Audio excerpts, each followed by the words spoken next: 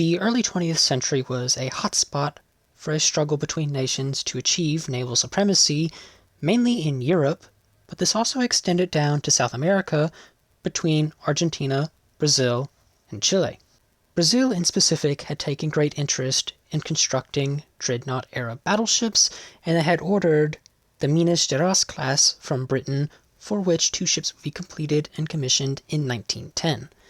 In January of 1911, Brazil requested that Britain design a new class of battleships which were to be an improved variation of the Minas Gerais class, but with significantly improved offensive and defensive qualities while taking into account modern naval thinking.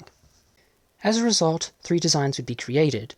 Design 1 was created with heavy input from the Brazilian Navy, while designs 686 and 685 were largely created by the British Navy.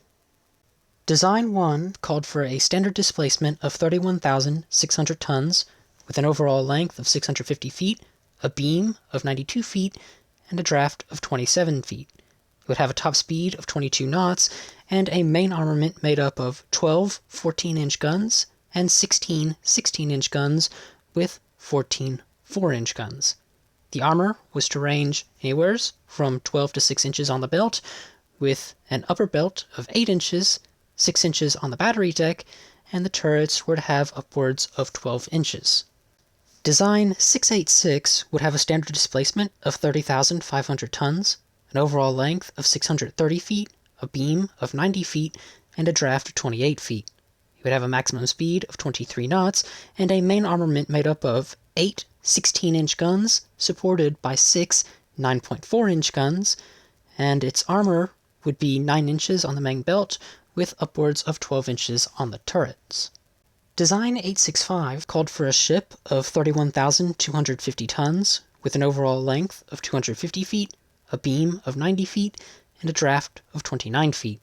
It would have a maximum speed of 23 knots, with a main armament made up of either 10 15-inch guns or 10 16-inch guns, a secondary armament of 14 6-inch guns, supported by 4 3-inch guns.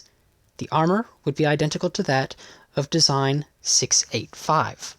The Brazilian government showed favoritism for Design 686, but requested a slight alteration to it, that being an increase in the main armor belt from 9 inches to 12 inches, bringing it up to European standards. Unfortunately for the Brazilians, the British had to point out that they had not yet developed a functioning 16-inch gun, and they were not likely to have one ready in the time allocated to them by the Brazilians, and so, after giving it much consideration, the Brazilian government decided to go with Design 1. With the Brazilian government having selected the design they wanted, they placed an order for a ship from the Armstrong Whitworth shipyard, and they began drawing up working plans for construction. A couple of months after the order was placed and before construction began, Brazil's government was reworked, and suddenly it was unable to afford for the construction and operation of the battleship, so they cancelled it. Interestingly, the new financial restrictions still allowed for a budget to be created for the construction of a new battleship, and so Brazil requested from Britain another design that was smaller and more affordable than Design 685, but still had significant improvements over preceding battleships that Brazil had ordered. In order to fulfill Brazil's new request, the British went back to Design 3 and heavily improvised it, turning it into a smaller, more affordable vessel. This resulted in Design 4, which had a standard displacement of 27,500 tons, an overall length of 632 feet, a beam of 89 feet, and a draft of 29 feet. It would have a maximum speed of 22 knots. Its main armament would be made up of 14 12-inch guns, 18 6-inch guns, supported by 12 3-inch guns. The armor would consist of a 9-inch main belt, a 6-inch battery, and 9-inch turrets. Resorting back to the 12-inch gun was done at the request of the Brazilian government in order to have a uniform armament between the new battleship and already existing battleships.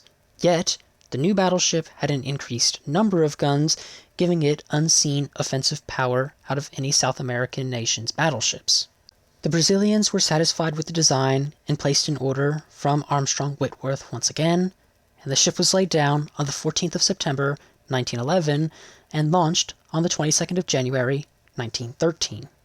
Unfortunately, by November of 1913, the Brazilian government made Britain aware that they would be unable to pay for the battleship's construction, and so Armstrong Whitworth put the hull up for purchase, and it was purchased by the Imperial Ottoman Empire for £2.225 million.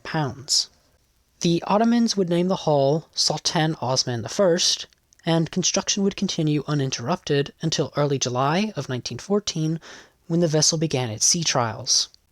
During its trials on the 17th of July 1914, the maximum speed on a measured mile achieved by the Sultan Osman I was 22.42 knots, acting on 40,129 shaft horsepower, with the average RPM being around 330. During its 8-hour trials, it would achieve a maximum speed of 20.61 knots on 28,811 shaft horsepower, with an average RPM of 308. The trials proved satisfactory, and all proceeded as planned, until the 28th of July 1914, when World War I began. The Ottoman Empire did not immediately join the First World War. That would not occur until the end of October. But upon the beginning of hostilities, Britain was well aware of the Ottoman Empire's political leanings and the potential that this new battleship could be used against the British, and so the Royal Navy confiscated the ship on the 3rd of August 1914 and renamed it Agincourt. By the time the Royal Navy confiscated the ship, the Ottoman Empire still owed £690,000 for the construction, and the British government would pay Armstrong that sum. Finally, on the 20th of August 1914, it was commissioned into the Royal Navy as HMS Agincourt, its third and final owners. Agincourt most certainly went on to be the most unusual Dreadnought-era battleship to serve within the Royal Navy, and this is all because of its complex background during its design and construction period, originating from the Brazilian government. Even though Agincourt was not up to the standards of the most recent British battleships in the Orion, King George V, and Iron Duke classes, it still most certainly had a very heavy broadside that was extraordinarily threatening to any opponent, but this heavy broadside came at the sacrifice of armor, making Agincourt a rather vulnerable ship to equivalent fire. As a result of its setbacks, the Agincourt was held in reserve for most of the time, with its most significant action taking place during the Battle of Jutland on the 31st of May 1916, when it fired a total of 144 12-inch rounds. The ship would leave the battle unscathed and would go on to be scrapped in 1922. With that having been said, there is nothing more I wish to add on to this topic for today. So, if you have learned something new in this video, why not leave a like and a comment down below, and have a wonderful day.